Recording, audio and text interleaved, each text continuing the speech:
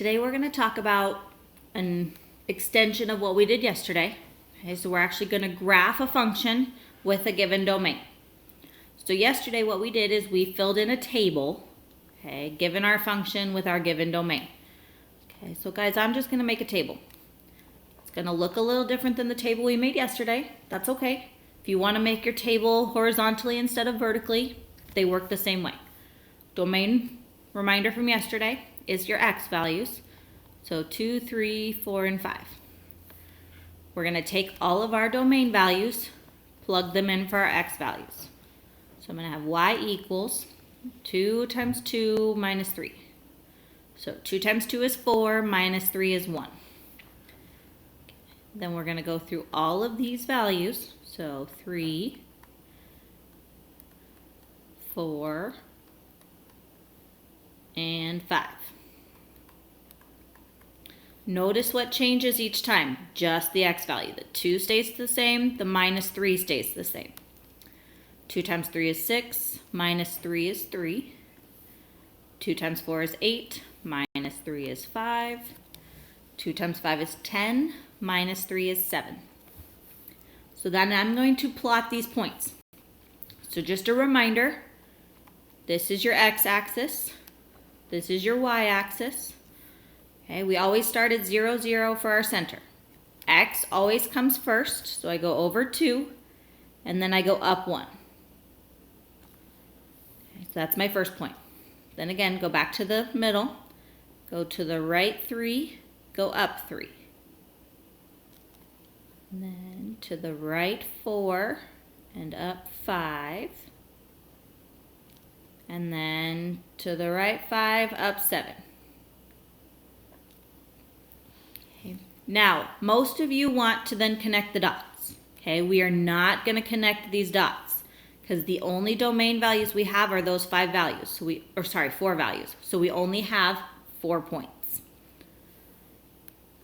Okay, so let's work on the next one then. Same kind of thing. Graphing with a given domain. So make your table. So 1, 2, 3, 4, 5. Plug it in for your x value. So you got 2 times 1 minus 1. 2 times 2 minus 1. 2 times 3 minus 1. 2 times 4 minus 1. And 2 times 5 minus 1. Okay. You can use your calculators or you can use your mental math. Okay, both work the same way. So 2 times 1 is 2, minus 1 is 1. 2 times 2 is 4, minus 1 is 3. 2 times 3 is 6, minus 1 is 5. You might start to see a pattern. So then you get 7 and 9. So then again, plot your points. So 1, 1, 2, 3, 3, 5, 3, so 4, 7, and 5, 9. Okay. Sometimes you might run into where your points are off the graph. Okay, that's okay. As long as you have all of your data here, okay, if all of your points don't fit on the graph, that's okay. So don't worry about making sure all your points fit on the same graph. Last thing we're going to talk about, and this is something you're going to see a lot of during algebra this year. Okay, so this is called function notation. Okay, so what I want you to do is look between these two functions, okay, and try and find the biggest difference between the two of them. Okay, so the biggest difference is this first part here. Okay, y equals is what we've been using. This f of x, so f of x, okay, that's called function notation. So basically what this is telling you is our function, our x is our variable. Okay, so if I would pick something like f of g, g would be my variable in my actual function. So g minus 7. Okay, so this just represents the variable that your function is in terms of. Okay, these are interchangeable. So whenever you see function notation, okay, you can always put a y in there instead. Okay, so it says to evaluate the function, f of x equals 2x minus 1 when x equals those 5 numbers. Okay, so if you're using function notation, so we're going to find f of negative 2. Okay, we are not going to do anything with this side of the equation. Everything we do is going to be using that side.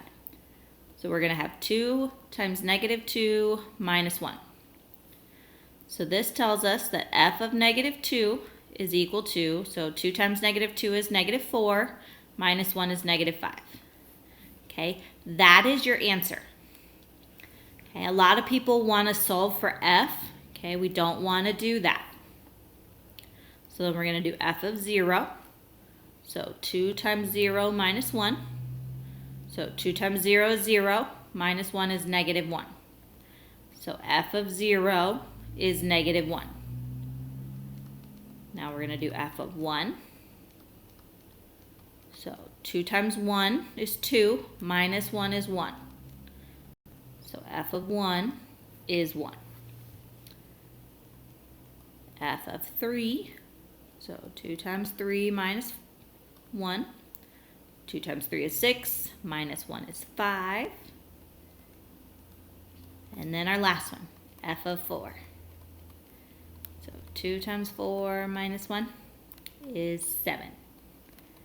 Okay, that is something that you're going to see all year long. So we'll keep reiterating what actually function notation is.